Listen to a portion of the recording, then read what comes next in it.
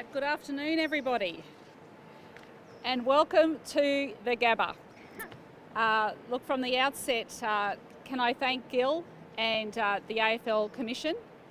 We know it was a very difficult decision, and can I also acknowledge all of Victoria at the moment and for the times that they are facing down there, and we will host the final here with the utmost respect. I just want to guarantee everybody that. And secondly, can I also thank Premier Daniel Andrews. I know he has just issued a statement. Daniel Andrews has been a very strong leader for Victoria during these challenging times, and I thank Daniel Andrews for his words of support and encouragement. And of course we acknowledge how important AFL is to Victorians, and Queensland will absolutely do our best to put on a show as we host the grand final here at the Gabba. I think we said in our pitch that we've got our own G here and it's called the Gabba, and I want to do a special shout out to Minister Kate Jones, to Tony Cochrane and Andrew Wellington that were with me at the presentation, and of course to our secret weapons, Ryden, Milan and Hamish. Here we go. Let's give them a round of applause. Thank you very much. So of course this is a very historic day. It's a historic day for the AFL, but it's a historic day for Queensland as well.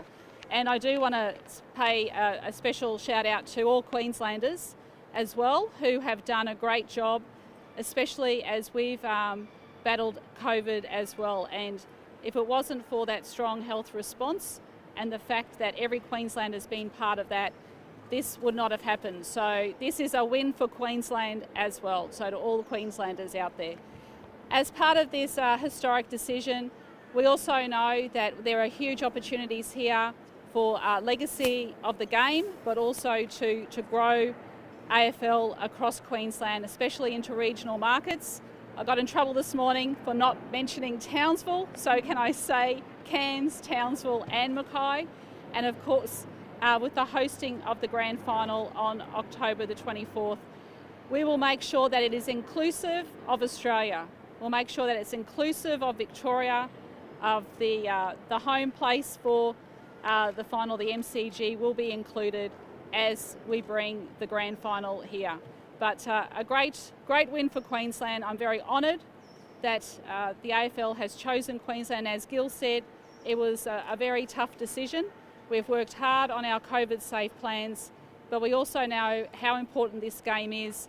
We've hosted so many games here. I think by the end of the season it would have been 70 games. We have a strong COVID industry plan in place with the AFL that has been approved by the Chief Health Officer, and also and the work that has happened between Travis and the Deputy Premier, Stephen Miles, has been first class. So I'll hand over to Travis, and I'm quite sure that there's a few other people that want to speak, and as I can say, we're absolutely delighted, we're over the moon. This is a once-in-a-lifetime opportunity and we're not going to let anyone down. Thanks, Travis. Thank you, Premier. We've just listened to Gil give a really clear explanation for the decision and the basis of it, so I won't go through that again. I think what I'd like to do is take some questions in relation to the decision. Before I do want to reiterate on behalf of the AFL that our appreciation for the support from the Queensland Government, led by the Premier and Minister Kate Jones. Without that support, it is not an overstatement to say that we wouldn't be here today. We wouldn't be in a position to talk about a grand final and to stand here on the Gabba now and think that in 8 weeks' time we're bouncing a ball for a grand final is a pretty exciting moment, and one you wouldn't have imagined 6 months ago. So thank you, and I'm happy to take questions. Travis, outside the hub, it was obviously documented this morning you put in a mountain of work with the Premier on this pitch and speaking to Queensland in relation to it from your perspective. What was the key factor that made you recommend Queensland, obviously, to Gil and indeed the Commission? Yeah, Tom, we outlined a criteria. There's 5 key items in that criteria. I think, as Gil said, that the submissions were incredibly strong. We're very grateful that we had strong interest from each of the 4 states that presented. made the decision incredibly difficult. I think that the outstanding feature, I think there's two probably for Queensland. One is the partnership that we established. When we put our hand up for some help, Queensland Government was there for us. And that help and that support has continued through to today, and I no doubt will continue well beyond the grand final this year. Our players, our coaches, our people have really enjoyed the environment.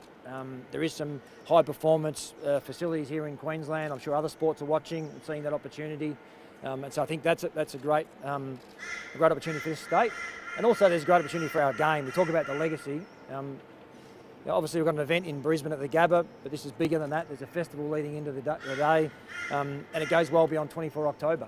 And that's something that we want to capitalise on in one of our key growth markets.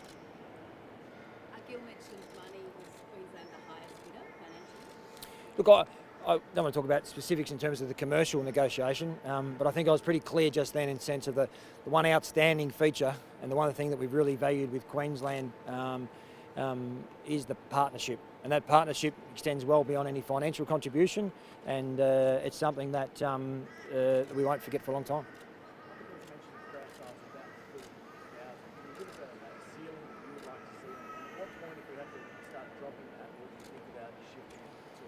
Yeah, so to be specific, we've agreed on a crowd of 30,000 is the number, and we've got to work out how we do that with a COVID-safe plan, and so we've started those discussions leading into this decision in case we got to where we are today. We're extremely confident, as are the government, that we'll get that 30,000 come October the 24th, and we'll, like we have with everything to date, work closely with them leading up to that event. Perhaps I know Gil spoke this briefly, but you're the fixed ring boss. What's your view on the preliminary finals and the preliminary finals in Queensland part of this deal? No, it's not part of the grand final deal that we just announced. We will look at our broader finals policy over the next week or so time. Obviously, there's the events leading up to the preliminary final. Gil talked about the possibility of a final in Perth, and that's something we'll look at. Port Adelaide are doing very well. They have a good opportunity to host some finals there, and so in an ideal outcome, I think certainly a number of states would get to host finals before we get to the grand final. So we talked about the Brownlow. In fact, in Queensland's bid, they offered to support the Brownlow, as did the Gold Coast City Council, which we're very, very appreciative of. We just need to think about how we do that and in what form we do it under COVID-safe plans, and so we'll come back to you on that one pretty soon. You talk about legacy, Travis. How can the grand final help the code go forward in Queensland beyond this year? Yeah, there's a component of the discussions, Michael, where we have talked about some legacy opportunities where we work together, and that's about boys and girls playing the game. Essentially, we've got unbelievable demand in this state, particularly from young girls who want to participate, and we won't want to take that opportunity away from them. And so, some really basic things that it doesn't start now; it's been going for some time with this government, but where we can invest money in facilities to give everyone an opportunity to participate.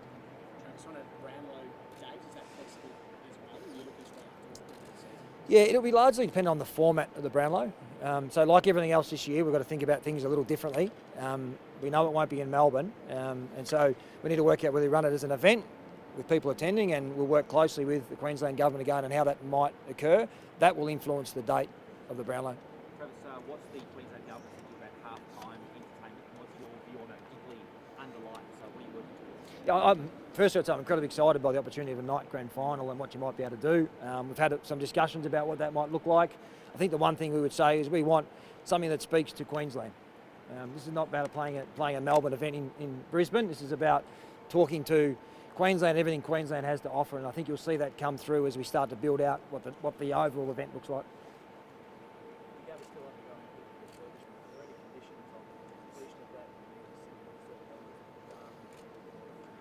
No, I mean, those works will be completed fairly soon. You would have seen some when you walked in today. It's really just absolute coincidence that they were done in time for what will now be a grand final event. The facilities for fans have been enhanced through bars and catering offerings, and so those that are lucky enough to get a ticket on grand final day will be the beneficiaries of that investment.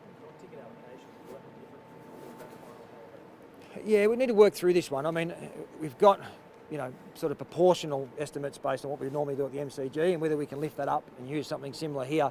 What I would say, because I don't have the specifics today, is that we'll continue to prioritise members, getting members access, and if Brisbane makes the grand final, then good luck having enough tickets for the Brisbane members, but we'll have to see who makes the grand final and how we best allocate tickets with the membership base that we've got in this state. Last ones, thanks. Oh, can we ask the Premier? Yeah, I'll step away in a moment. Yep.